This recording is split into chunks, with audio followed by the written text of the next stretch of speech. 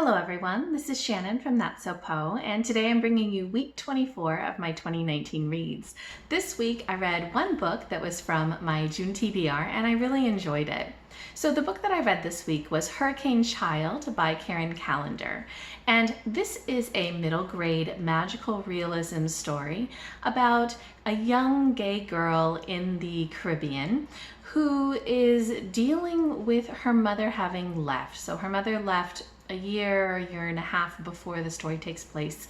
And this was really very traumatizing for her. She feels abandoned and just so desirous of finding her mother again.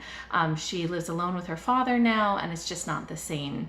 So she's dealing with a lot of this really grief of losing her mother who has left, and she feels maybe she's unloved because of this, while at the same time dealing with a lot of issues at school. She doesn't fit in. She's a very stubborn, very angry, very unconciliatory type of little girl, and she just doesn't get along with any of the other students or her teacher, and she's constantly bullied and really made to feel out of place.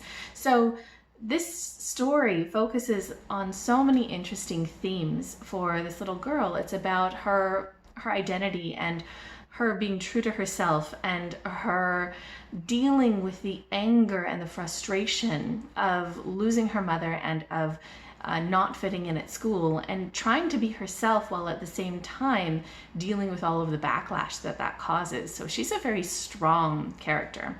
And in addition, a new girl comes to this school and she becomes friends and really falls in love. And so it's also a sweet love story. And then one more layer on the story is that it is magical realism. So Caroline, the main girl, she can see spirits.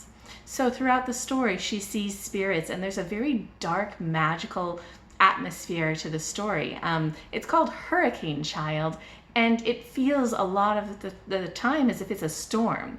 It's this dark, moody storm, and there's things that are coming to a head. The storm is building throughout the story. So I really think that the title actually represents the story really, really well. The magical realism parts were excellent. It was a great dark fairy tale, which I do love.